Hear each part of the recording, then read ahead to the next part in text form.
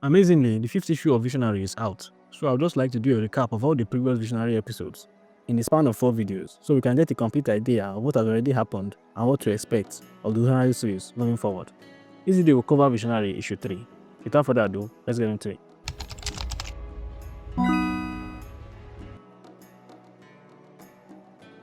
This issue also picks up with a dream of Danmole Ajanaku, one where he is in a dark room sitting across Eri Kukuye, and then begins to transform into something otherworldly, and then the lights go out completely, and when it comes back on, they are transformed into the god of the hunt, Uzoxi, and the idols of fear. We then cut back to the outskirts of Ngoli, where a thundercloud gathers above, and the god of lightning and fire comes down in a bolt of lightning, appearing before the gatekeepers of the village of Ngoli, who says to him, "There is no road beyond this place." Shango, seeking to fight with his mortal enemy, summons Ara to destroy the gatekeeper, but he is protected by the barrier around the village. The lightning attacks continue though, and the barrier shatters, with the guardian stating, "As our master foresaw it, so shall it be." We then cut to the gates of Igoli, where we see Shango and Ara approaching the gate, seeming to have completely destroyed the first gatekeeper.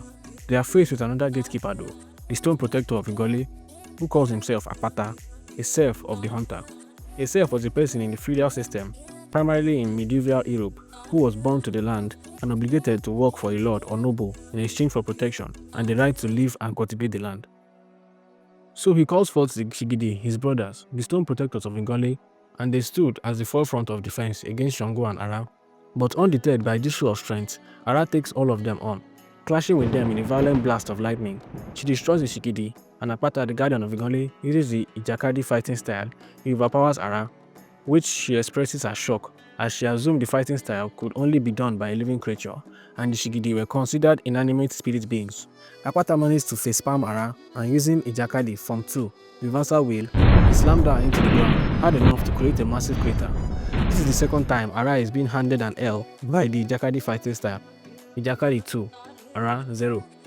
Anyways, this attack does nothing to harm her though. He just leaves her a lot more pissed off than usual, with the lightning pouring out of her even more. Shango was not impressed by the defense of the village guardians so far. He calls forth his second familiar, Ino, the personification of his ability to control fire. The entire atmosphere of the battle changes when Ino comes on board, and even Apata senses it, with Ino even stating, "Where I exist, everything burns." Apata shouts out, "You forced my hand, Shango." He then proceeds to summon the regulator, a giant stone golem of immense size that towers over the entire village of Igoli, stating, "This Lightning King is what our master prepared for your coming," and Shango could not be more happy. We then cut back to inside of Igoli, the first Peak of Ifa, where Danmole had surrendered complete control of his body and is now being controlled by Ujoshi, the god of the hunt. Ifagwemi is quite confused on how he transformed from the fighting little boy into this god before him. Even his grandmother was in a state of shock and surprise. Ifagwemi, being a priest of Ifa with the powers to tell the future, the power called divination, tried to use his eyes of divination to see the future of the god, but this ultimately fails as he claims, "Your destiny is hid from me." This causes him a lot of pain as he tries his best to see his future.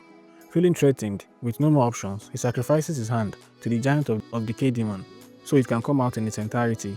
He really believes this would help him win against Otoxi. Oh, how wrong he was. Quickly, Udoshi uses his magic rope to grab hold of Ifagwemi, slamming him into the ground multiple times, with Ifagwemi even begging Ifa to save him, and asking Otoxi what exactly he was.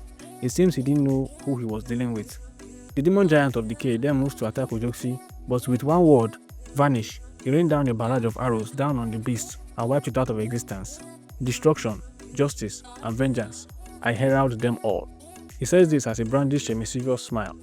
After destroying Ifagwemi's summon, he completely wraps him in his magic robe, with Ifagwemi desperately begging for his life. But the hunter god Ozoxi was set on executing his prey, with the rest of his family watching. But before he could get it done, he was interrupted by the appearance of a mysterious verb, or symbol, the same symbol that was erased from his chest by the mysterious woman. The symbol was the verb of the idols of fear, Eru. Eru uses this symbol as his portal and appears, interrupting the god of the hunt during his hunt, and stopped him from killing Ifagwemi.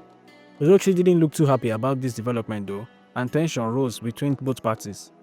The issue ends here for now, but I'll continue to cover more about the Visionary series and other Comic Republic characters. Make sure to subscribe for more content.